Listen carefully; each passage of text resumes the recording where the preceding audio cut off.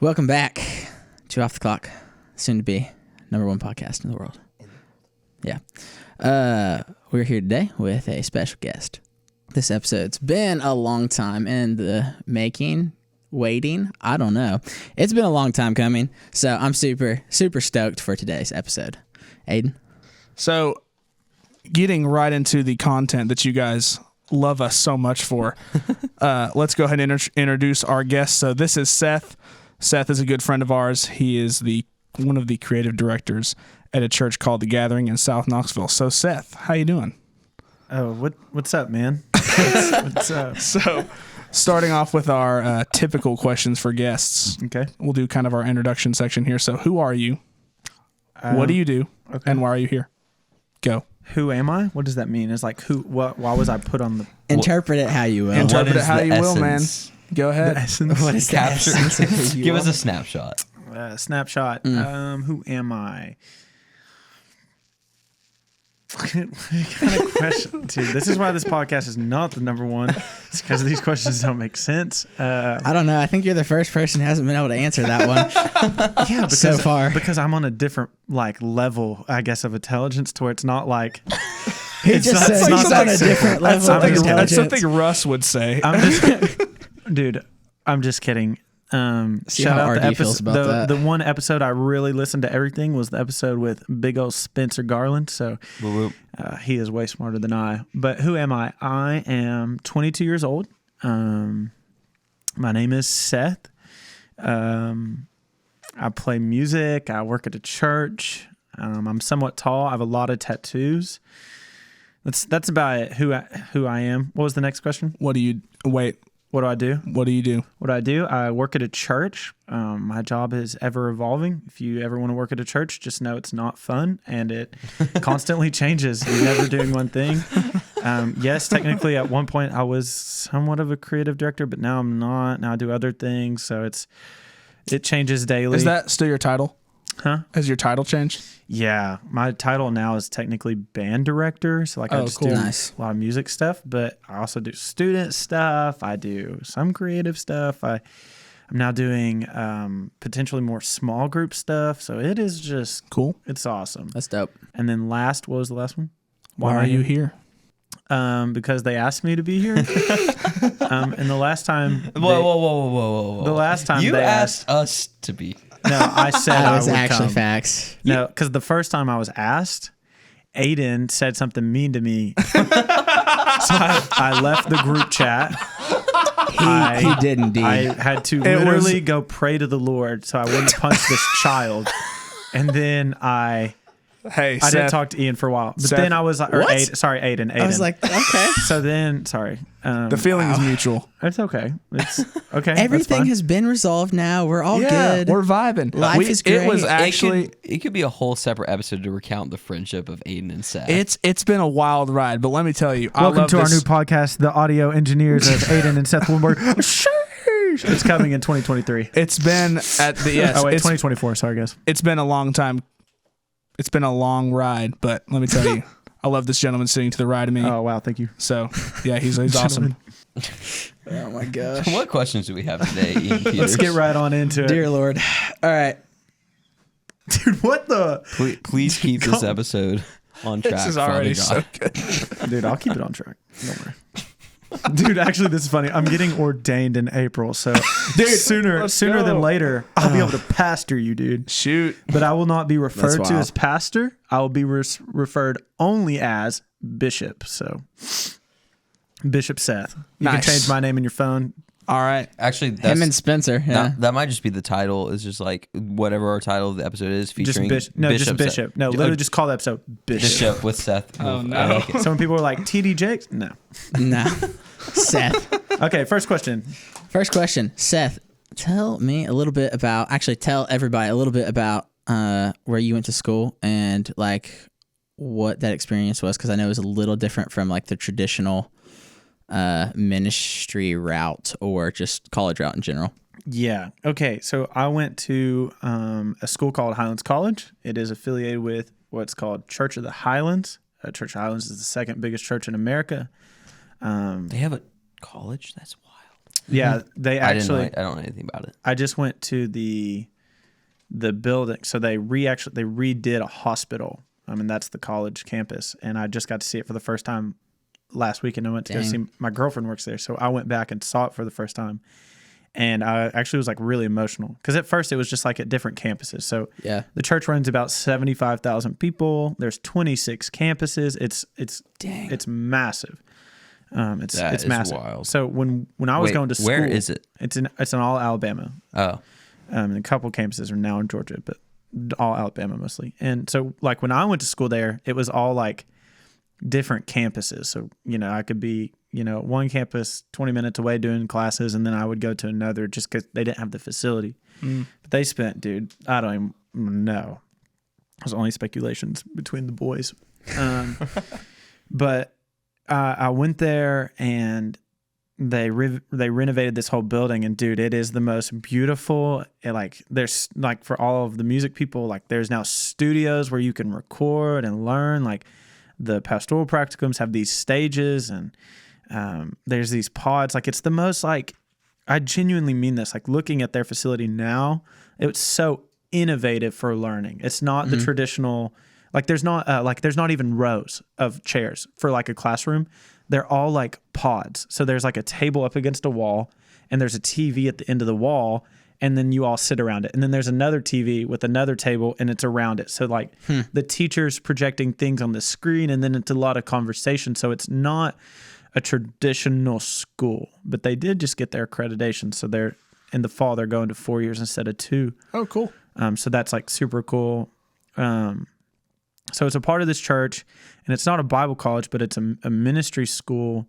So it's the whole purpose was for people who wanted to go into ministry, not just vocational. So like, I'm going to work at a church, but just people who wanted to do ministry in life, which we're all called to do, whether you work at a bank or you work at a hospital or you do work in a church, we're all called to ministry as followers of Jesus. So it was the best, man. It was intense. I mean, I ran 2 half marathons. We did races. I had worked out. 2 half marathons equals a full marathon. It does, but they were not at the same time. So Grant, how far is a half marathon? What is it? 13.1? Yeah, because it's 26.2. Sure. You think I don't know things? I'm just kidding. So wait. If you do 2 half marathons, that's a full marathon. That would be like a full one. Like, holy crap. I was just being stupid. Wow. Didn't know Steve Jobs was in the room. Please continue. I was just being dumb. No, it was super. It was super weird. Like my I got up at 3:30 on Sunday, played 5 to 6 services. So I got up at 3:30.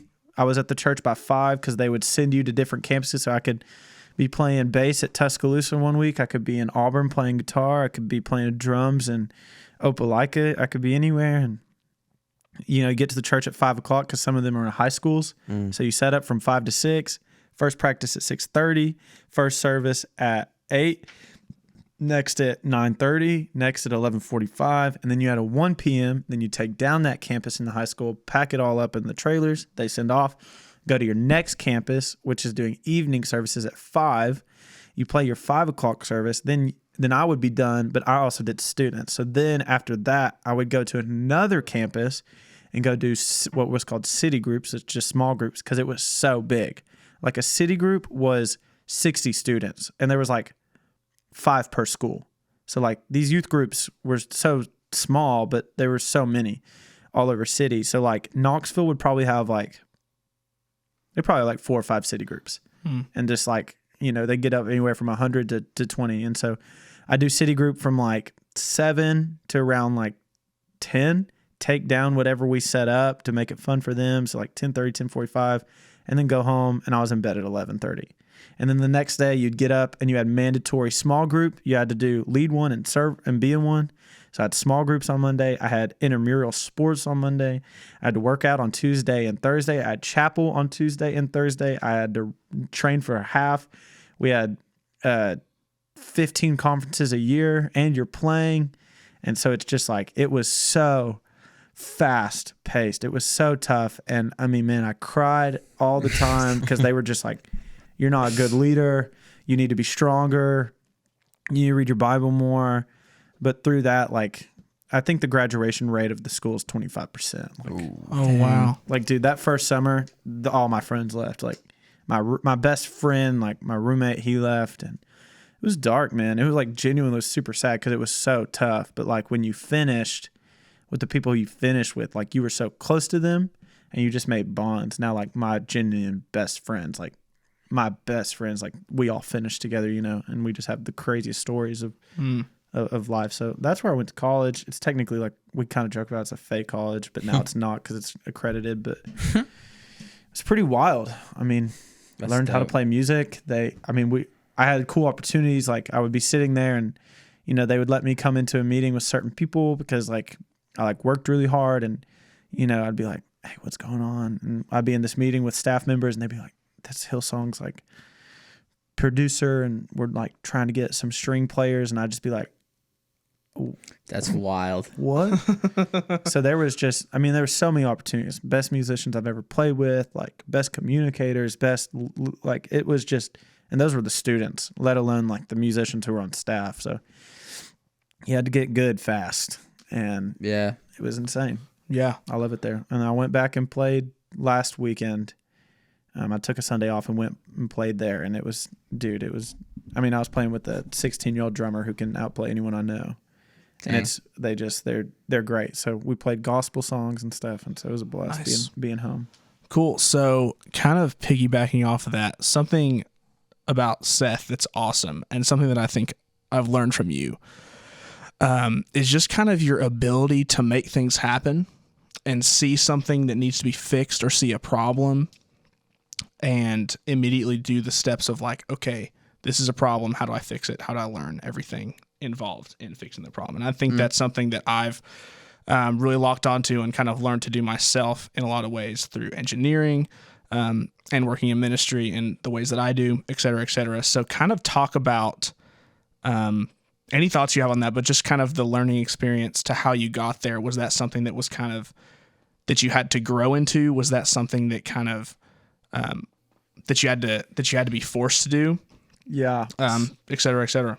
It was like naturally in you, you know, there's like always things inside of you that like, you know, like I was going through when I was like your guys' age, and I'm barely older than them, but at that time it was in me, but it wasn't like, it didn't click in my brain. You know what I mean? So like I knew I wanted things to be good. And so people were like, it's performance in you, and it's this and it's that. And I was like, okay, I guess I'm bad. But what was truly in me was like, I just want things to be done well. Yeah. And yes, that fine line is easily crossed, and you get into performance and all this stuff, especially in the church world. Oh yeah. But you know, you go to the second largest church in America, like you literally are operating at a level that's so high. Like we got to get people in, and we got to get them out.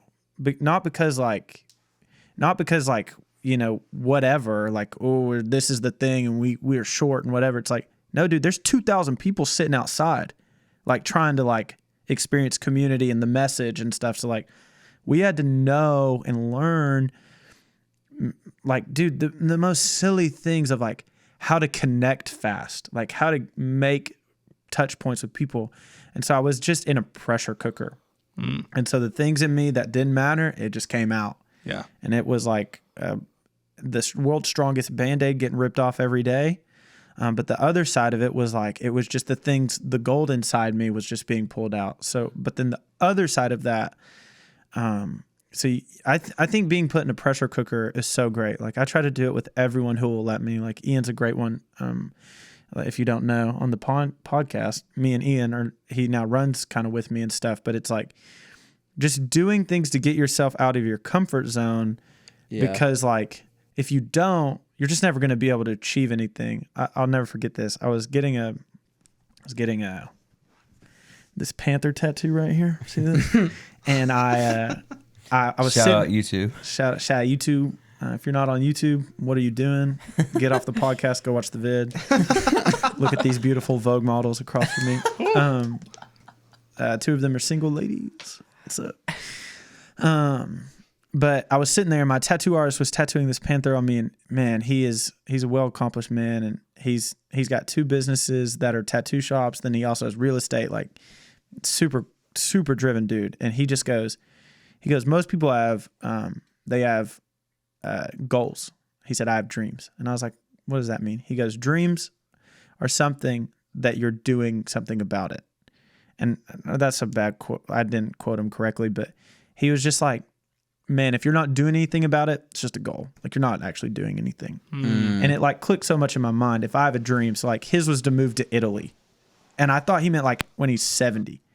And next year, which is now this year, he's going to Italy to talk to a real estate agent to find places. Wow. And so I started thinking about that. Like, man, what is my dream? Like, what's my goal? One, my goal in life is to be a pastor. It's not to have moral failure and to do things, but also like this goal in me of like is surfacing of like doing more music stuff with some of my friends in Dallas and in Birmingham. And I have friends in Nashville now, and they're getting me on projects, but it's like, what am I doing today, like every day, to work towards this goal and just not push it off? And that doesn't mean like I'm up at 11 p.m.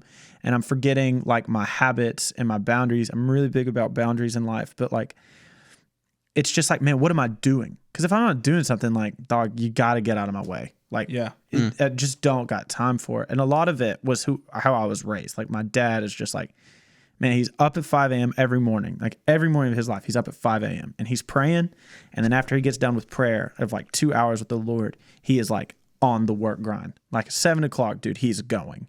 So like before I'm up for like, I'm getting up at like 7 or 6:30, dude, he's already like been at it.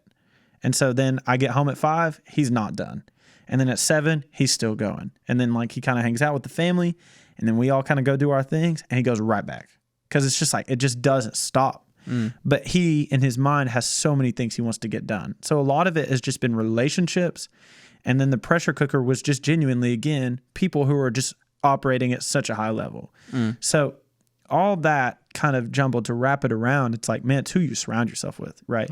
Yeah. Like, if you hang around me, you're probably going to get into fitness. You're probably going to care a lot more about like the image of your body, your fashion. Like, oh, that's what stuff I love. Like, you're going to care a lot more about like pop culture and like what's going on in the world. Like, what are trends? What does the world care about right now? Like, that's me. So it's going to rub off because I'm a strong personality. But if you're just hanging around people who are just like, you know, whatever, they got no dreams, they got no passions, like, that's who you're going to become. Like, there's just, and it's not because you're weak. It's not because you're weak. It's just because humans are like, that's a horrible noise. That was. But like, it's just because human nature is like, it sounds so bad, but it's just monkey see, monkey do. Like, well, I think it's the saying of like, you're the average of your 5 best friends or 10 best friends or however. Like, I think cool. that's pretty true. Like, not in a bad way. Like, of course, you're yourself and you're your own personality, but you take stuff from the people you're closest to. So I definitely think that's true. Absolutely. Yeah, I was walking a leader, a guy in my church, where me and him are about to do some stuff, and he's stepping up in some ways. And I told him this, man, it changed my life when I made this like thing in my mind. There's 3 levels of accountability in my life. There's, you know, do it with me, boys. So you got up here, so do up here. This is who's above you in life. So it's like, man, if I were to go around this room and quiz you, like, who is the person who's pouring into you, who's like iron sharpening iron? Like, who is causing problems in your soul?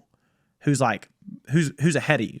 So like, if I have an issue in life, I'm not going to go to the person who's got the same issue. I'm going to go to the person who's already beat that issue. Yeah. You know, it's a big conversation with like younger men when it comes to like watching things on the internet. You shouldn't watch, like, I'm not going to my friend who's struggling. Right. I'm going to someone who's beat it. Yeah. So who's that person in your life? So this is your first level of accountability in life. Like, how can I be better? I have someone who's farther in life, you know, who's pulling me farther. 2, I have peer.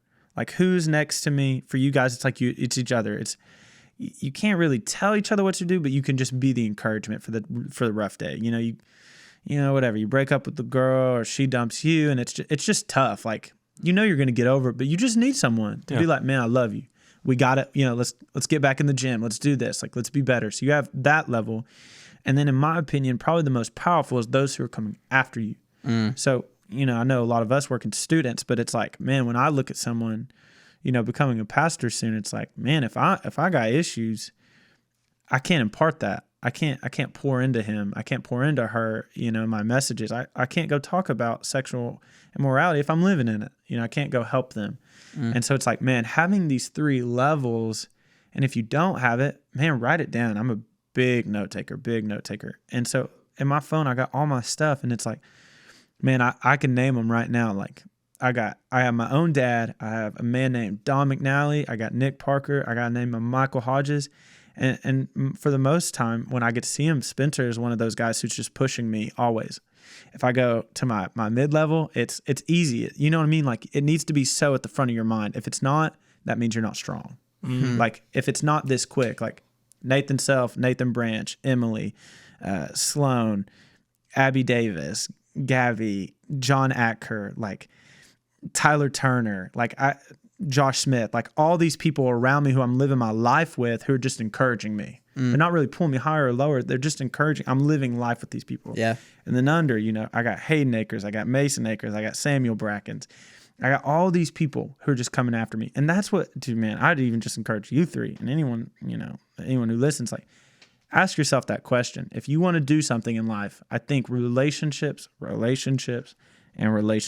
always going to be critical. And some people are going to be introverts and they're going to be quiet, and you're going to be better at things like silence and solitude, being super good and relaxed. While I am strong in community, man, I take every morning of my life and I do my weakness, which is silence and solitude. Before I ever open my Bible, I take 20 minutes and I just set the timer and I just sit in silence.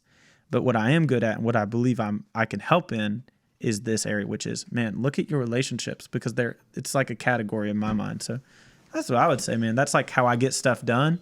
Yeah. It's having people who push me. Yeah. That's good. And not doing it alone. How do you block out distractions and stay focused and zoned in? What is that? What are things you do that help you with that? Give me something that would distract you. Like a real thing. Don't fake it. Like something that distracts you. I mean, I think if you don't mind me answering, it's pretty easy if you're in a quiet time and let's say you've got to do a class or something and your phone's right there and you just, you want to do your quiet time for 10 minutes, but you could also just look at your phone and, get up to speed on everything. And I know that's an easy, you could say, I just put the phone across the room or whatever, but it's broader than that too. So yeah, that's just a heart thing. It's like, man, how much, so, you can go the spiritual route. If you want to do the Lord, it's like, man, how much, I'll do it like this. Like my girlfriend, she comes into town. Okay. I'm going to give her my time because I value her. It's not hard. You know what I mean? I'm not having to be it's not. If anyone feels like that with your significant other, whatever it is, dog, I get out of that one. It ain't it. It's okay. We'll get the next one. I need to rethink that. Yeah. But man, and it is hard because, man, it's sometimes you feel like you can't hear the Lord and all these things, but man, he does speak and he does hear you. And it's you ask yourself some real questions, but it's man, if you don't want him, you're not going to go get him. And so you have to, again, it's going to go back to the relationship thing. I have people who invoke spiritual curiosity in my mind. My best friend sent me, I think it was yesterday. It was the most random. It was, yesterday at 2:53 p.m. He's telling you to tighten the... Oh, I've tried. It won't tighten anymore. Nah, dog, the arm. Oh. Just move it to the side. It won't help that much. Okay, continue. Okay. Sorry. So at 2:53 yesterday, my best friend just sends me Hebrews 12, 1 through 3. And it's just therefore, since we're surrounded by a cloud of great witnesses, let's throw off everything that hinders us, that sin so easily entangles. That's it. He just sent me 3 scriptures with no context, and that was it. And so I just liked it and left it. But that's who we are. If he hears a good quote that encourages him, he just sends it. Yeah. So in my mind, it's I even stopped. Someone goes, "What are you reading?" I'm he sent me a scripture. But in my mind, in that second, I just acknowledged, man, yeah, I am surrounded by a cloud of witnesses who are praying for me and interceding for me on my behalf. And it's just I just took that second. You know what I mean? So now it's the Lord just got that much more of my brain capacity. And so it's man, throughout your day, you have to begin to value him. And it's man, what's more important to you, your school or your God who gave you all? And it's it's tough. It's so tough. Yeah. And the beautiful thing and the great thing is it's a journey. You know, I told someone the other day, they asked me, they were like, man, how have you succeeded in like to stop watching porn? And I was like, yo, that's actually so easy. Like that's the easiest question ever. And I said, just don't quit. I was like, don't quit fighting. Like every day, like this thing didn't work, try something else. Like take things off your phone. Do this plan, talk to this leader, like whatever you do every day. If this is your problem, just don't stop. Like try everything. And so, you know, I remember going through college with the Lord with the whole distraction thing, dude, I could not wake up in the morning. Like I was like, dude, I go on time, like bed on time. I do everything right. But what I learned was how I spent time with the Lord was different.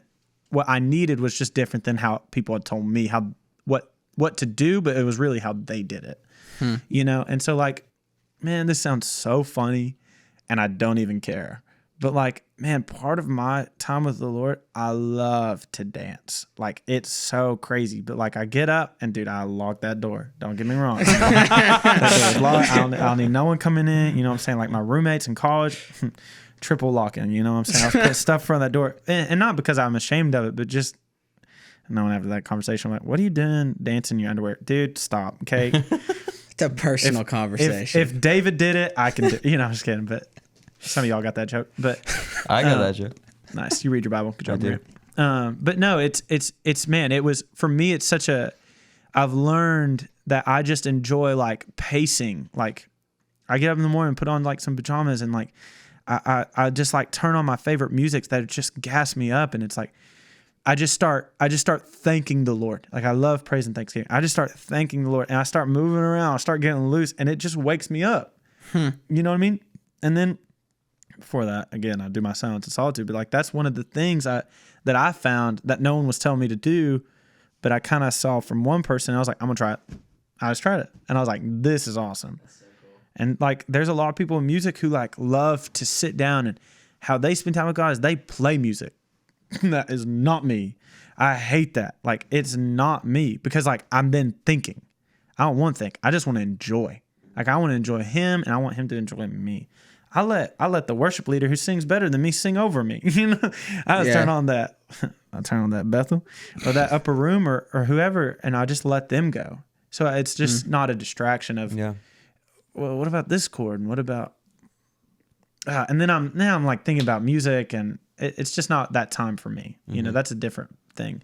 So I think for the distraction thing, one thing I would say is just don't stop trying. So maybe the phone across the room does work. Yeah. Maybe it doesn't. Yeah. So maybe it's, man, maybe I'm going to use my phone. I'm going to try that. Yeah. I'm going to try doing the Bible on my phone. But then the other one, man, so that's your practical. Just don't stop. Like every day, keep trying. You know, but the other side, man, it's just the heart. You know, who are you around that's just like provoking you to more? Like I would almost say that the disciples were really encouraged by the life Jesus lived, you know, to like learn more about the Father. Like clearly how he lived, they were, you know, the one thing they asked the teach was, man, how do we pray like you? But it's because they saw how he did it. So if you're surrounded with people who like go to church but never talk about him, dog, just don't do it. Yeah. I'd rather have 2 good friends who are really good about it than 80 who fake it.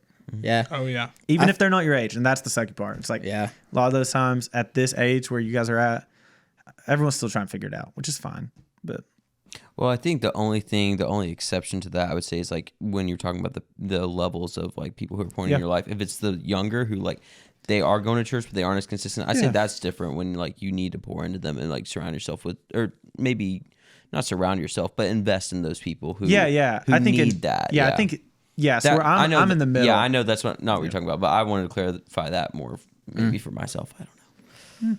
I feel like an ongoing conversation that you and I have at least a couple times a month, I feel like, is one of just like thinking about what's important versus like what's not. We were literally talking about this yesterday. Yeah, literally yesterday. Yeah, literally. But I don't know. How have you, like over time, like zoned in on like what's important, what's not, like not getting caught up in the little things, like something as simple as like, I don't know, I had this debate with Spencer a while back, but it was about something with stage set, and it was just something super stupid. Yeah, you came to me about that one again. Yeah, probably. Well, we had that same You called me about it too. Yeah. You didn't call me. Spence said something that really just pissed me off, and I was like, I was not happy. But I was like, Seth was just like, dude, it doesn't freaking matter. So I don't know, how have you like zoned in on what really matters and like kind of looked past? Because I know that's been something that you said you definitely got distracted with at times. Yeah, I honestly had my big brother. Like he did the same thing I do to you. You know, again, it's the relationship. It's like who you hang around is who you're going to be. And I love my big brother. He's my hero. He'll never listen to this podcast, but like, I don't know. No, he definitely will. I promise. But like, I love him, and I desire to be like him because I love his work ethic. I love how he's a husband. I just love him a lot, and he just does it to me all the time. You know, we'll be sitting there, and I'll be like, man, what about this? He's like, no, that ain't it. And I'll be like, but I like that. And he'll be like, just ain't it. And it's like, okay. Like I just kind of trust him in some areas, you know, where it's just like, where I'll come to him and dude, the other day me and my mom were getting into it about some stuff, and I was just so angry, and he could tell, and he's like, man, what are you so upset about? And I was like, shut up. And I was like, don't go tell mom, I'm really mad at mom. And he just like laughs it off. I was like, yeah, whatever. Like, it doesn't matter. And it was like, and then I like had to go on this old journey of like, had to ask the Lord, and like, I called my girlfriend, and then she was like, oh, that sucks. I'm like, yeah, right. But like, she just didn't know. But like, the reality is, it's like, he was right.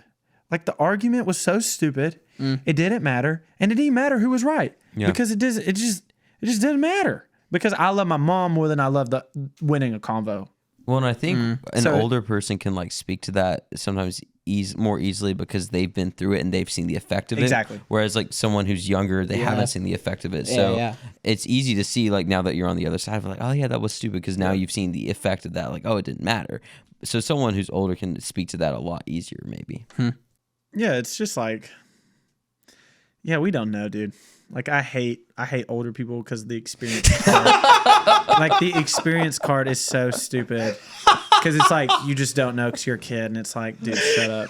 I relate to that. But there is so much truth to that. But there's the other side where, you know, what we have to offer is zeal and it's passion. So if you don't offer that as a young person, like, I don't know what you're doing. But like, dude, if you're not grinding, dude, that's facts. But that's like, facts. But it's facts. But facts. But yeah, I don't know, man. You just have to learn to look at someone and just be okay with saying like, I trust this because I want to be like them, you know? So like, if Ian wants to look like me when he's 22, it's like, he just has to, you know, he might fight it for a second. It's just like, dude, you just got to just not care about that. It's not the thing you care about, you know? And it's like, hopefully my job is someone who can have a voice in some people's life like that. It's just like, man, if I don't point you back to the Lord, it's like, nah, I did a horrible job.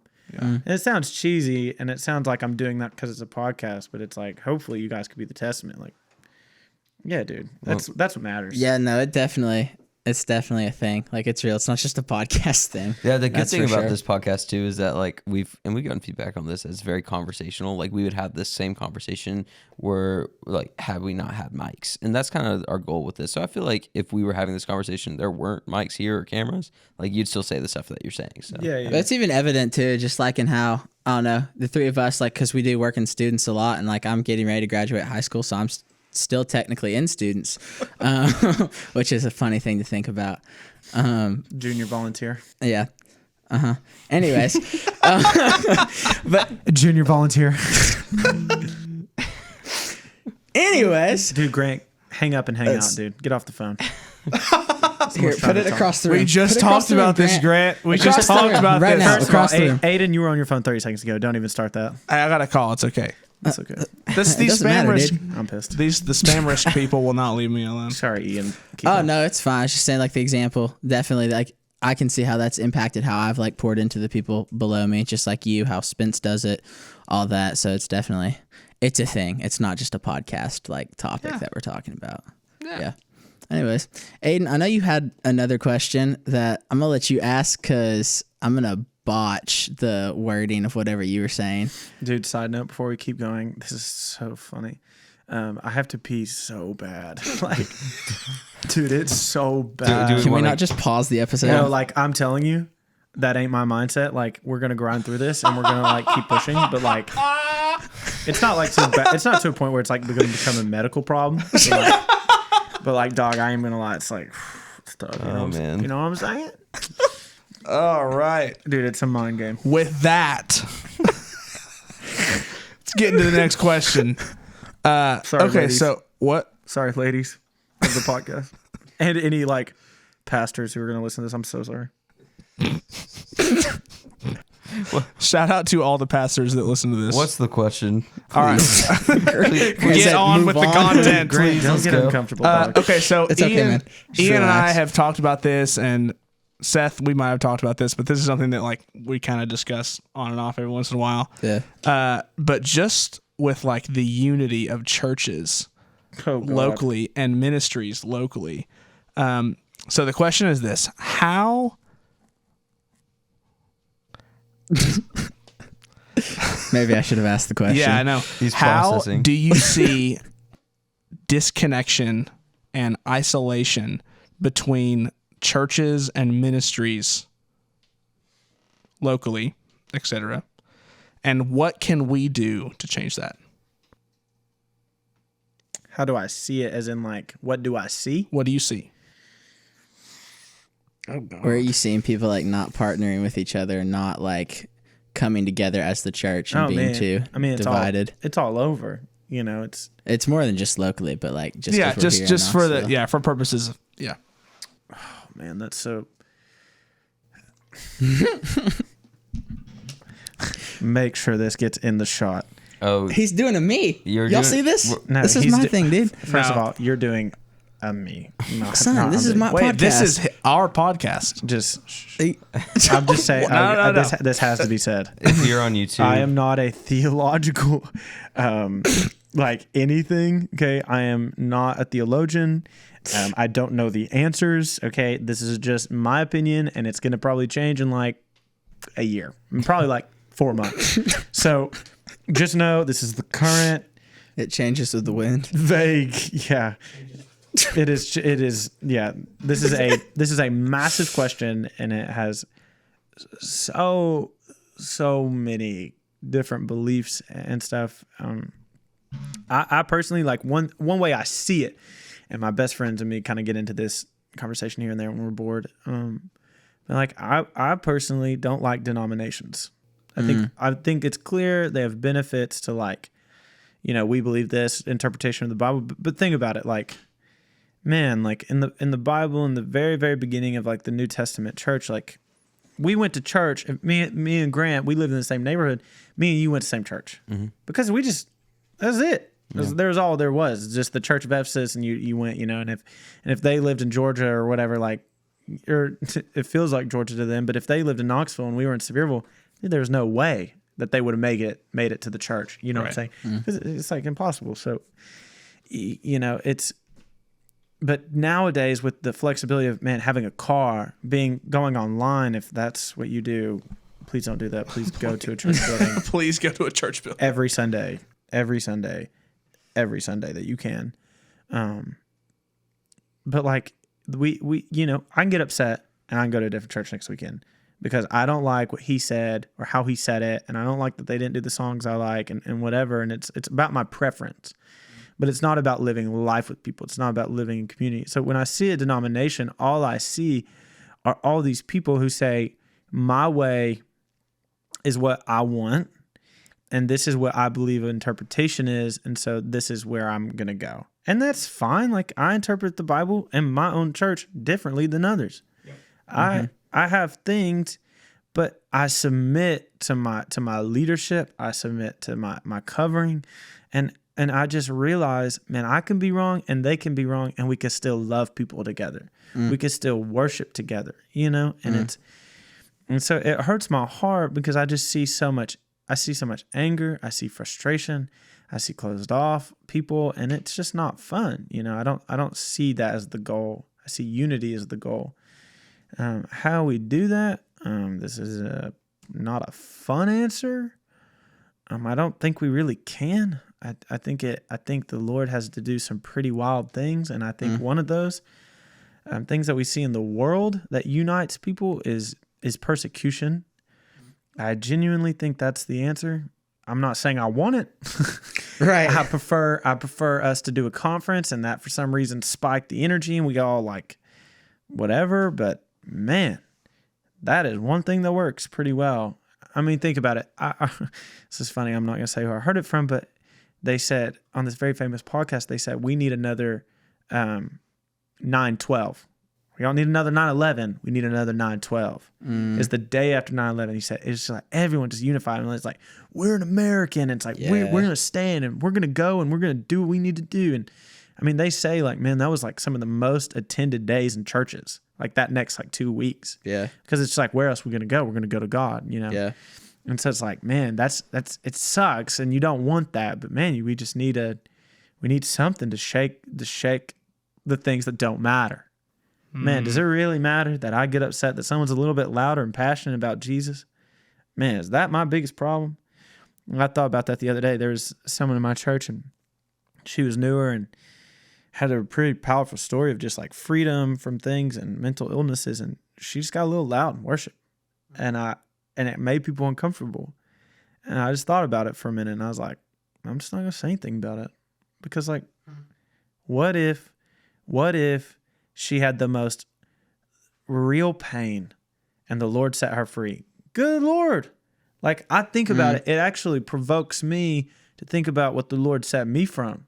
Like, man, we really think about it. Like, where did you come from in life? Like, think about what you would be without, or what you would be like without him. Like, man, who am I without Christ? Man, I'm nothing. He's my all in all. Like, he is my savior. Like, he saved me from death and eternity. He saved me from sickness. He saved me from just being so full of pride. He saved me from sexual addictions. He saved me from all that I am that is wrong. Yeah. And he gave me life. Like, man, but when we all get to the basics of that and we get off, well, I don't like speaking in tongues, then don't do it. Well, I don't like that you do it. Well, then I'll not do it around you. Yeah. Is it's that hard? Like, seriously? I don't like how loud the music is. Sit in the back of the room. Like, I want it to be louder. Sit closer to that speaker. Like, it's just, these aren't things that matter. I don't think the Lord is sitting in heaven being like, yes, you need to go to this church because that is wrong. Yeah. And there's going to be all the things. Well, what about heresy? What about all this? And it's like, man, honestly, I just don't care. Yeah. Like, it sounds crazy, but like, if someone's a heretic, it's going to be pretty obvious to me. I'm not going to be the person. I'm real big on this. Like, people will come up to me and they'll be like, what do you think about Joel Osteen?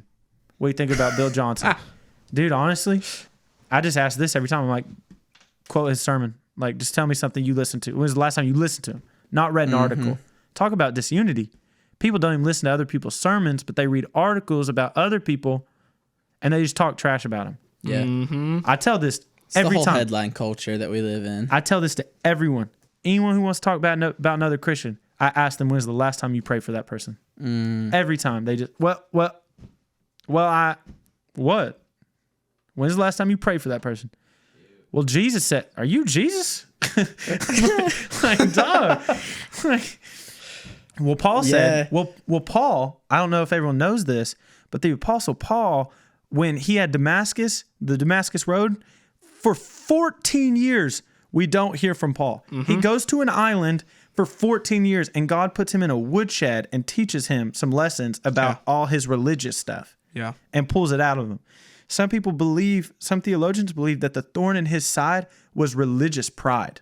Like, that's what they believe that was. And, I don't know, but like, let's say, hopefully it would go towards my point here, but like, man, like, I'm not an apostle who have 14 years one-on-one with God and came out winning, not winning, but like surviving. Yeah. You know what I mean? Like, I don't speak with that clarity. So what can I do? What can we do? Man, you can pray and you can just be a part of things. You know, I think of Ian. Ian comes to my church once a month and sometimes more, and he just comes and plays. Like, that's it. You know, if you're so isolated in your spot, it's like, you know, I work at a church, so I can't leave on Sundays, but it's like, man, I took a Sunday off and I went to another church in Alabama. Yeah. If anyone ever wants me to play, like, I'm here to play. Like, me and Ian are playing an event here in a couple weeks, and it's just like, it's not easy. It's sacrifice. Like, it's not going to be easy for pastors to come together. It's not going to be easy for other Christians to come together, but it's like, if you want it to happen, we can make it happen. Yeah. But I think the real truth of it all, it's just going to come down to some persecution, because it's going to be it's the thing that unifies the most. It's when the church exploded was persecution. Yeah. Like, go read the Fox's Book of Martyrs. It's this really tough book. Like, dude, when people were getting killed for this, that's when it all turned up the most. Yeah. But what happens? The rest of the world right now is getting persecuted for being Christians, and their churches are blowing up. And like, they're going long, like they're going 6-hour services in Africa, and those churches are booming. But we just keep making our services shorter and easier for the people to listen to. And it just it does. I don't want it. Yeah. I don't want fast food. Like, that's why I call some churches, it's like, it just feels fast food. Mm-hmm. And like that, I felt that way even at Church of the Highlands sometimes, because like, we were just getting people in so much. And it's, you know, like, I love that church. My best friends are from there, but it's just like, I know for me in my life, I can't do it. Yeah. I can't go to church for an hour and a half and be kind of done and just, and then that be it. And then I go to a small group once a week. Like, man, I gotta live life with you. We got to go to the depths, and we got to press in. Yeah. So I think that That's a great answer. Chaos. Sorry to all the listeners. That is a very passionate topic of mine, but it's you know, I think this is part of it. It's having conversations, but then doing it. You know, if we just walk out of here and dap it up and, man, that's awesome, unity, but you never do anything, it's like, man, again, it's like, you got to get out of my way, because you're hindering. Yeah. I heard this. This is a freaking good quote. I heard this at a student conference this year. They said there's no neutrality to life. You're going forward or you're going backward. So tomorrow, I'll just pick on Grant for a minute. Grant knows I love him. But Grant, if you don't get up, and tomorrow, what is tomorrow? February, or no, March, jeez. March 10th. March 10th. If you don't go forward with your relationship with the Lord, you actually went backwards. Yeah. And that's terrifying. Aidan, tomorrow, if you don't work on mixing, you actually go backwards. Because you have the opportunity to go forward. If you don't work on your relationships, Ian, tomorrow, and you don't reach out to someone to text to set a date for community, but you're always, I'm lonely. I'm not saying Ian says that, but like, if that's if that's who you are, and it's like, oh, I'm lonely, and I'm sad, I want a girlfriend, but you didn't do anything to work towards it. Yeah. Well, then guess what? You went backwards. Right. And so this conversation is that same thing. There's no neutrality to this either. It's like, if you want it, you'll go get it. Yeah. And that's why I try to keep my mind clear of like things I want to do in life, because I know I can't do 18, but I know I can do a couple. This is awesome. I love this. This is from the Bible. That's a good one. Bible. Good resource. Super sick. Yeah. This is in let me see. Hold on. I'm so sorry. It's in Ecclesiastes. It says, Ecclesiastes 4:6 says, better one handful with tranquility than two handfuls with toil and chasing after the wind. So it's better to have a couple of things that we get really good at and we work towards in life, and you know, maybe that you're gifted in, and we work towards this instead of, you know, going over here and going over here and going over here and going over here and just, you know, always just living in chaos, never being able to truly hone in on one thing and being intentional, you know. So that's what I would say. Dude, that's good. That's great. Intentionality. Okay, this is, I guess, I don't know, kind of last thing we had talked about. Yeah, our last thing. Talking about intentionality, though. This doesn't even have to be that serious, but just like intentionality and life in general. Yeah, we got to pause it. We got to pause this. Okay, pause. No, like I got to pee. Okay, go pee. It's getting so bad. Keep this in the pod. This better be in the pod, and then the next thing we're going to come back. We got to take a break, people. Sorry. Intentionality. Be so good. No, intentionality. So like something we're doing right now, Seth and then me and a few of his other friends and some of the guys from his church, we're doing a mile a day challenge, and it is terrible. Explain the challenge. So the challenge is just like to build up some consistency and obviously to like get healthier and like by running. So we have to run a mile every single day and then take like a screenshot or a picture of treadmill or the app we use that we track it on and send it into the group chat. And what happens if you don't run your mile? If you don't run your mile, you add on another mile and then that Every day stays. And so like if you don't run one day, you have to run 2 miles for the remainder of... How long are you doing it for? I have no idea. I've ran every day for 2 months straight. Might I add 1 mile? I haven't gone up to 2. Have you gone up to 2? Not a chance, dude. No way. I ran at like 11:40 the other night because I was like, I refuse. Yeah, so as long as it's before midnight, you're good. So, Yeah. and 24 hours. There's been a couple people where, life hit and they just didn't do it and stuff. And so, there's two exceptions. One, injury. Currently, I haven't ran the past 2 to 3 days, and I don't even know if I'll be able to run today because I hurt my shin. I got like a shin splint, and it's actually pretty bad.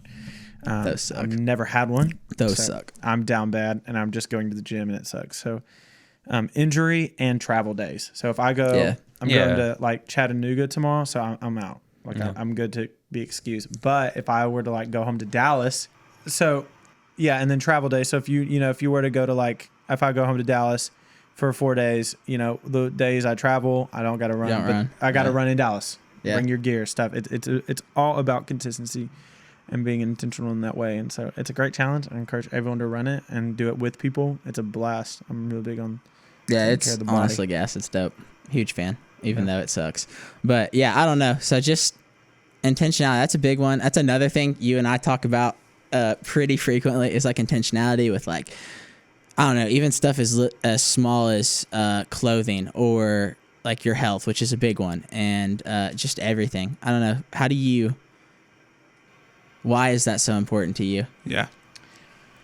I know it sounds bad, but it's just like the people I was around for so long and the people I hang out with, are so intentional about who they are and stuff.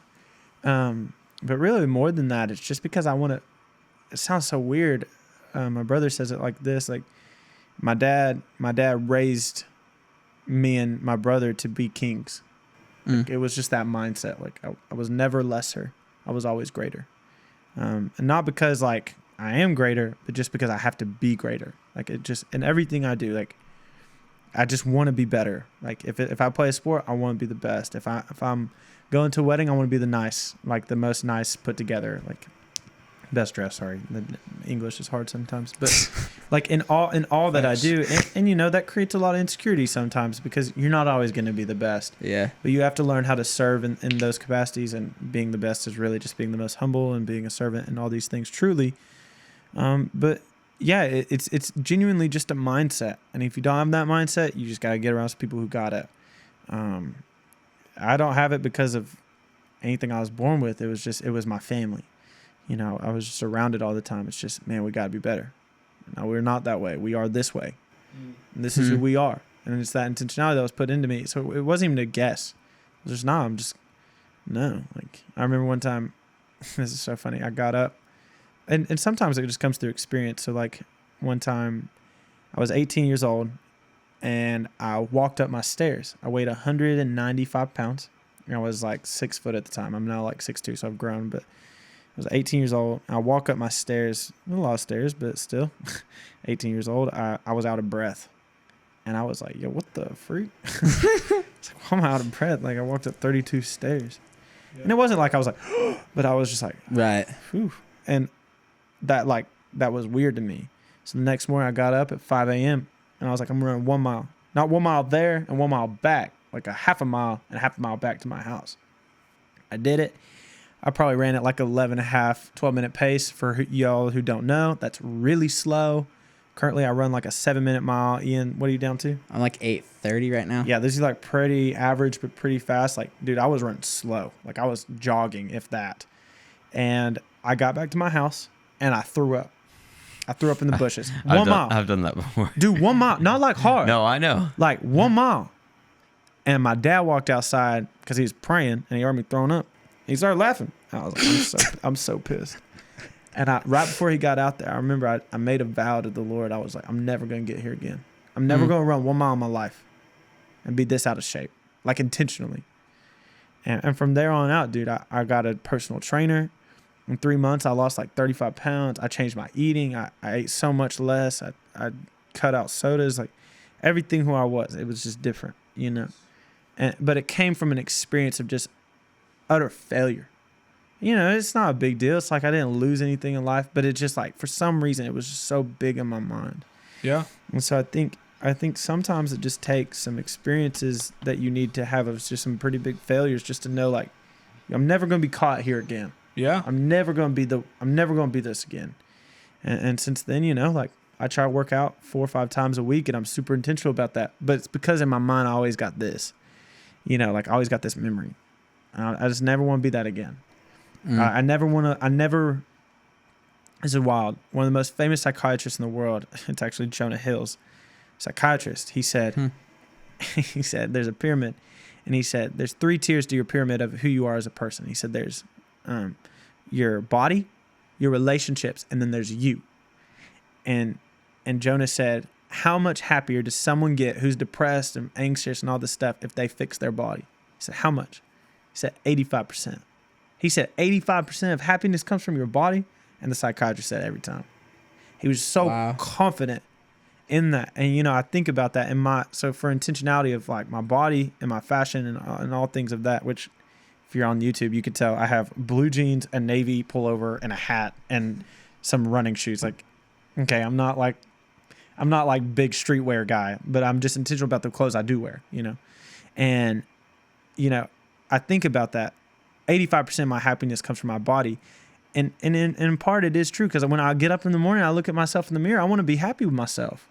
Like, I want to be confident. I want to look at myself like, you know, I want to, when people are like, hey, let's go play pickleball, or let's go play tennis. Like, I don't want to be the person who's like, I can't. I want to be like, yeah, let's do it. Like, I want to win a little, you know what I mean? Like, yeah, it's fun to like do things like that. Yeah. For my personality, some people don't care as much and they're just like, you know, they're passive. But for me, that's been my thing for intentionality. So it's my body. And so then once that discipline was built, it starts showing everywhere else. So you kind of got to find your thing. Like I think at Aidan, like, you know, for you, it's maybe the intentionality of like your career and your job of mixing. Like, you're so intentional about getting in positions with people who know more than you to learn and grow. Right. So that pours over for you to being intentional over your work ethic and stuff.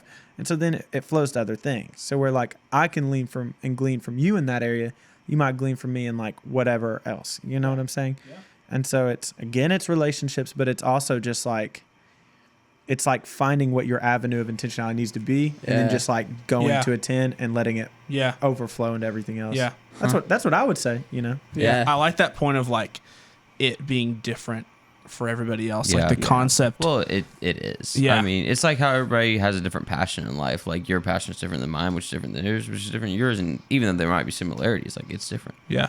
Yeah. And that's okay, man. It's like we're all so subjective, and there are objective truths. Like, I'm not that person. Like, yeah, there are a lot of objective facts, in my opinion. And a lot of my beliefs, I think, are objective, and they're not.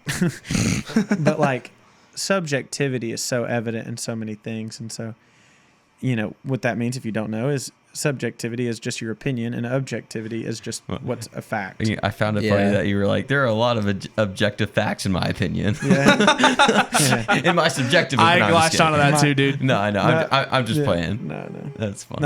That's me and Aidan get upset about. He'll be like, this is objective. And I'll be like, no, that's your opinion. And then I'll be like, this is objective. And he'll go, no, that's your opinion.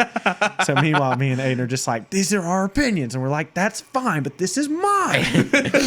Like, dude, we got to stop.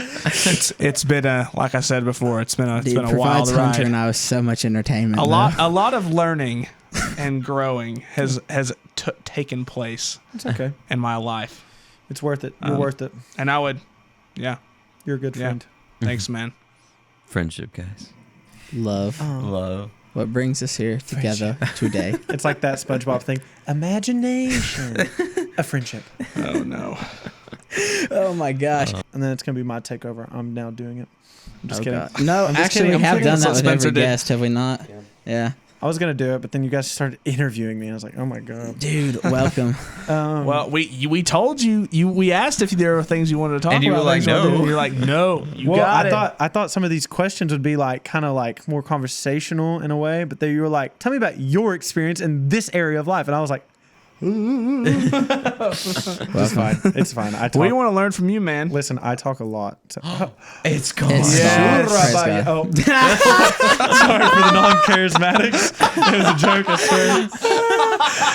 Oh my gosh, that was great. Put that as a clip and post that. No, I think Post that's to- honestly just the title of the episode. Dude, it takes a Oh my person. God. It takes a real charismatic to text speaking in tongues. Some of my friends are great at it. They can just text it out, and I'm like, dude, I don't even know how to spell these words that I'm saying, let alone like make it funny. And it's fun. Please, That's God, amazing. God forgive us if it's wrong. Fashion, yeah. So honestly, this is so funny, but I try to model after like if I lived in New York. Like I love New York City. It's my favorite place on this planet, probably. I love the attitude and the grind there. Everyone there looks better than you. They work harder than you. They got up earlier than you. Like it's just, it pushes me when I'm there. I'm always like, man, I can do more. And so I love that attitude. And you see the intentionality of people's clothing there, like in Brooklyn, but it's not always super flashy. Like, yeah, the celebrities do, but like, it's the intentionality. Like, man, these are some jeans I really love from a place called Sid and Mashburn, and like I have, instead of 8 pairs of pants from H&M that all cost $30, I'll say it like I'll buy $130 pair of jeans, but I'll buy 2, and that's it. You know what I'm saying? Like, I know the math, obviously the 2 are still more expensive than the other, but like what I'm saying is instead of buying all the time every year, buying just random stuff, I try to like be like, man, what's a really good piece of clothing that I can save for that's going to last 10 years? Like a lot of people say that about like Patagonia. Like you can buy a Patagonia jacket and wear that for the next 30 years of your life. That's facts. And it's cool, but there's also other companies besides, some of those mainstream. And like, I love this company called Uniqlo that does this pullover and the shirt underneath it, and the undergarments of my body are all Uniqlo right now, but like my socks and everything, but the cut of this, like, but like the cut of the clothes, like that's a big deal to me, like how it fits on my body. Like it kind of has like a little bit of an oversize, but it still hugs the right parts and stuff. And so I love fashion. I think everyone should like kind of care how they look. That's my personal subjective opinion, because like how you're perceived is a big deal. Like I have, both my arms are covered in tattoos. My leg is covered and stuff like that. But like, if I'm going to go hang out with a lot of old people who don't like this, I'm not going to wear it, Right. I'm going to a professional setting. I want them to hear my words, not look at me. Yeah. So like even when I communicate to students and I would maybe preach a message or lead worship, like I'm intentional these days. Like I actually cover my tattoos because I don't want you to see me. I want you to hear me, And so fashion for me is so much, this is probably not how you use the scripture, but like Paul said, when I was with Jews, I spoke like a Jew. And when I was with Romans, I spoke like a Roman. And so, who I'm around is who I want to honor, I want to be received, because I believe like, man, I'm waiting for the moment where I can bless and encourage someone. But if you're just so turned off to what I have to say because of just my appearance, like, man, and that's a luxury to even be able to say that, because that means you can kind of have enough kind of clothes and stuff to kind of do that. But I also just love, this is so horrible, but like I love my brand and I love like my identity of who I am. Like I want to put together, I want people to like see something like, oh, that reminds me of Seth. You know what I mean? Like I love that. I love when someone's like, oh, those shoes are like Seth's. And so it's just part of like who I am. And so, yeah, I love fashion. I think it's fun just to kind of be, it's a way to self-express too, in a really pure way. Like, man, I want to express who I am. And this is a way to where it's not like, it's a way to do that easily every single day. And it's like, doesn't take as much like time and work. And some people just don't care. And that's fine. I mean, in a lot of ways, I have respect for people who just don't care. and that is their expression. Just not giving a crap. Well, who just don't care about their appearance so much that it like haunts them. Because a lot of my life struggle, especially growing up, was like, what do people think of me, and like how am I perceived? And if people just don't care how they're perceived and are just unapologetically themselves, like, and they don't care about what clothes they wear because they don't care how people see them, and they just care what people hear from them, like, then that's cool. Now, I do think that there in some ways should be a standard of like, yeah, you need to look nice at a nice event so people don't like see, oh, wow, he's underdressed, I don't want to listen to him. Like, there's a level of like, you need to, look nicer and stuff or have your own thing, but it's cool if like you don't, just care. Yeah. So I don't know. Nice. There's a balance to everything. There's there's a lot to that, and I love that. That might be a bigger conversation at some point. It is, but I think the thing that I genuinely love about this conversation is that I'm trying to figure out how to word this in like the best way possible. Yeah, man, there's just a lot to this conversation, and I'm trying to keep it short for Grant to leave, but fashion is one of my bigger passions of life, and I think everyone should kind of do it, because it's like it's just something fun to do, and it's just good to care. I at least do this. I'll give one pro tip that I love. Pro tip. And dude, this is cool. Subjective pro tip. No, dude, this is just a freaking pro tip. And I made this. I did not get this from anyone. I swear, this is my thing. I've never heard anyone say this to me. Maybe you guys have, but I've never heard this. A lot of people pick out their outfits the day of, right? Like you wake up, you figure out what you're going to wear, and it takes time and stuff. And, everyone tells you pick your clothes out the night before because it's, you save time and it's efficient and stuff. And that's definitely true. But for me, what I do is I actually pick my outfit and my mindset kind of for the day. Like I'm intentional, man, tomorrow I'm going to be this. Like I'm going to be happy. I'm going to be driven. And so when I pick my outfit, I'm determining tomorrow already at that point. Does that make sense? A lot of people, you roll out of bed and it's a rough day already. You can tell you're tired. You don't want to get out of bed.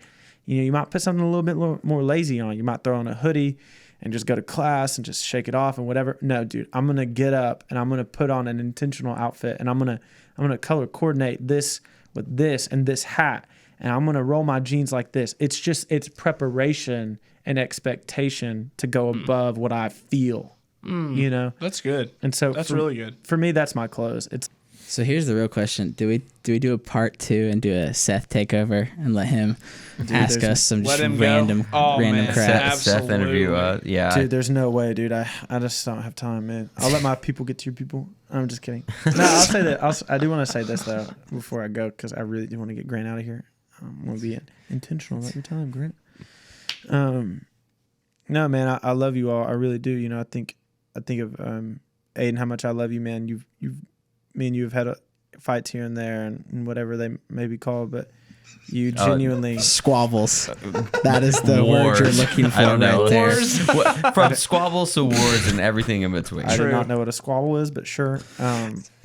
All through that, like I've grown to understand so much more of who you are, and you think of the phrase like hurt people, but you weren't hurt, but I just like learned why you were why you are, and that helped me so much, and it taught me lessons about people and just how to be better as just a young man, and just be slower to think, well, man, why did he say that?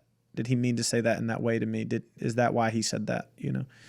And so I've learned a lot about myself through you, and you drive me, and I love sending projects that I'm working on to you just to hear. And you're very humble, man. You desire to learn. You send your stuff to me, and I don't know a lot. That is for sure. Like I do not know a lot, but you always just trust me to give feedback, and that means a lot. That you would ever trust me for knowledge. So man, yeah. I love you. Love you too, man. Thanks, dude. Ian, you're my favorite, dude. I don't care. Ian's my favorite because he comes and helps me all the time and plays drums and plays guitar for me so I can take a break. But no, Ian, what you're great at. Rick Warren said your first ministry is never your last. And you're kind of doing a lot of worship stuff and all this, but man, I really do foresee who you are is probably going to end up in a lot of me, because I see patterns in people, and I think human nature's, it's not, I don't think we're all random. Yeah. I think you can find yourself in other people, and I really don't foresee you always staying in those productive roles, in the sense of like, you do a task and every day of your life, man. You're so much more of a people person. You have a gift of being a pastor. You care about the little things, and once it's going to be translated to the things that matter, which are, people's pain, people's problems, and how do we fix that instead of them, man, you're going to be an amazing young man, amazing husband, amazing father. Your character is so much better than mine ever was at your age. You run so much faster than I do. You push me to run faster because I can't let you catch up to me. It's part of being a leader. Everyone's always like, you're going to go farther than me. Not while I'm alive. Like, there's no way. See, that's what I'm saying. Why? There's no way. I want you to be great, but I still want to be great too. I don't subscribe to that. Not necessarily. I mean, in some ways, but not in other ways. You'll surpass me whenever I'm dead. But not in a bad way. But it's like, man, I want to be growing and learning until the day I die. And if not, like, man. I think we'll just do an analysis of the film Whiplash all together. I'm just kidding. Sorry to all the jazz musicians. Hello. And then you're like a progressing. No, I'm just kidding. I'm kidding. He's in school for jazz. Remember when we talked about me and Seth having fights sometimes? This is why. Just kidding. This and John Mayer. Totally kidding. Totally kidding. 5 seconds into insight, Seth loves pop punk and just the gritty alternative music, and Aidan's like, clean jazz. And so, hey, I like all music. I really do. That's true. That is cap. You don't like Justin Bieber. So no, I don't. Well, that's part of music, though. Yeah. So what? Keep going. Keep going. No, now I'm not even gonna freaking encourage Grant. We're done. We're getting out. Do this. No, I'm just kidding. We've got to have another episode of just debating Justin Bieber and John Mayer. Honestly, that's really so easy. Count the Grammys. Oh my gosh, the Grammys are rigged. I know, whatever. Grammys don't matter. Continue. Oh Lord, this is what blew it up. Okay, first time. I'm sorry. I'm trying to trigger you. I'm not going to get any kind words. You can see it in his face. Dude, classic Grant. I need to get out of here. And then, I do. And then he just... Mic drop. The Grammys suck. Dude, the most gaslighting phrase for someone like me. No, who just talks about intentionality and culture, and Grant's like, the most prestigious music award festival is stupid. And I'm just like, okay. I'm really just playing. There is an argument there. Oh, no. If I won a Grammy, I would be ecstatic. I'm just saying. Grant, my favorite thing about Grant is always, oh my Lord, is the humility that you walk in. You never care to be out front, which is so great. And some people are going to be the people who are going to be like, man, you're in the back, so one day you're going to have a microphone and you're going to be standing. It's like, cool, maybe that is you. Maybe you are going to be up there. But man, I genuinely do know that that's not everyone's calling, nor is it just what you want to do. But man, your humility and the ways I've seen you serve people and students, it's beautiful, man.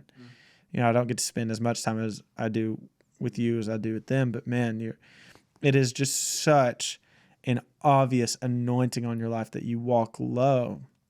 And that's going to be the thing that's going to be most attacked, because it's your biggest strength, is that you put people in front of you in line. And so, man, I love you. I love you too, man. I thought you were going to talk the least during all this, but you were the most, you were just the ground of this all. You were the foundation. I'm the glue, man. I'm the glue. But you're the glue to a lot of, because I know if you're a glue here, you're glue to a lot of people. Yeah. So you're just that's true. At that. So, thank you, man. That means a lot. Dude, Seth, we're done. Thank you for joining us. For real. This has been a great episode. We appreciate you making the trek out here. You will probably be on another episode. Yeah, dude. For sure. So for sure. I'm only doing it if I get to choose my co-host. Who would you choose before we cut off? John Mayer. What? All right. Make it out. No. Okay. Here's my list. Nope. Here we go. Demands. Nope. Yep. They're demands. They're ultimatums. Yep. Listen. I'll have my people talk to your people. No. This is true. This is what we're going to do. I'm taking over.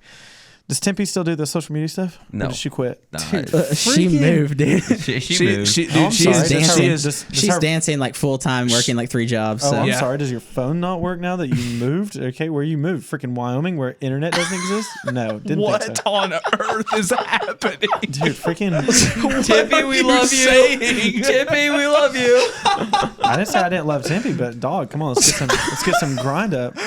I'm just kidding. I really do like Tempe. She was always super funny and super kind to me. But I'll say this. Who runs the social? Who runs the social? I mean, Grant. I do, and Mostly then Grant, yeah. Ian runs TikTok. Do you guys even post it on it? Well, yeah. Okay, so listen. Yeah. I want a poll with these people. I don't know. Spencer. Okay, that's easy. Mm-hmm. I feel like Dylan is just going to be automatic. Oh, like so, if it's I put Dylan on the list, it's over. Like everyone's going to want Dylan. So Dylan's not on the list. Okay. So Spencer, Zach. That one's going to be hard. He's about to have a kid. Just keep going. Keep going. Yeah, Keep talking, thank bro. you.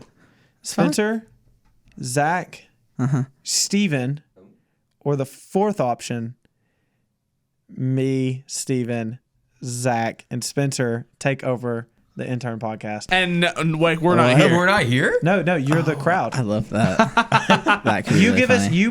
funny. You'll give us the questions and the topics of conversation that you want to hear us talk Can we about. do both And of we them? have I- one. Like I think that'd be 50 awesome. We have a 57 back there, and Yeah. we're only allowed to speak like once. No. You get all the pre-work, so you get to decide what we talk about. This is fancy. Oh. So that's the fourth option. I So love make this. the poll. Okay. And whatever the people vote, if you don't vote the fourth and you didn't listen to this pod, you are a fool.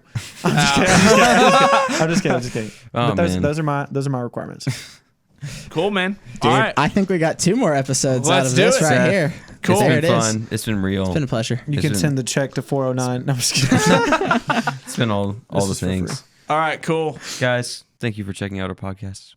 How do you send it out? Do you have a thing? We just say bye and peace or Are you whatever. serious? Bye. Peace. How would you Bye, send peace. it out, Seth? No, that's so. How would you send it bad. out? All right, Seth. How do you do this big opener? Number 1 podcast in the world, but you're just Well, like, because it started up off with as one. a. Come up You with got one 10 for us. seconds. 10 seconds. I don't work under pressure. Okay, hold on. That's actually not true. What was let's that whole say. thing about a pressure cooker? Yeah, that's true. Remember the part where I said I cried? I just can't. No, I'm kidding. Okay. We close every episode with tears. No, it's Or applause. No, listen. No, you need to do too something generic. like, and this is wait, what's the thing called again? Off Off the clock. Yeah, the thing. So Yeah, the look, thing is called. So listen, Ian or Aidan, you do it, and this has been Off the Clock with Aidan. Ian. And Grant. No, the last person would say and. Oh, wait. You would do it, and then I would be like, and Seth. Wait. Oh, okay, I understand. Okay, And this has been Off the Clock with Aidan. Ian. Grant and. No. Grant. What do I do? Wait, am I? You just say Grant. He's the last person. Oh, take No, 3. no, hold on, look, and you got to do it fast. So it's got to be like, this has been Off the Clock with Aidan, Ian, Grant, and Seth. Like you Okay. got to, Yeah, you gotta I like it. Okay, yeah, I for understand. sure. And this has Ready? been Hold on, and drum roll for the boys. And this has been Off the Clock with Aidan. Ian. Grant. And Seth. See y'all. Peace. No! Listen, as soon as no. As soon as I say Seth, it stops. Like as soon as Okay, I all right. gosh. We will adhere to your ready, creative ready? vision. Wait, I need complete silence. Ready? Back away from the mics, dog. Get out of the. Okay, hold on. Complete silence. And this has been Off the Clock with Aidan. Ian. Grant. Too slow. Do it again. Oh my lord. Take 5. And this has been Off the Clock with Aidan. Ian. Grant. And Seth.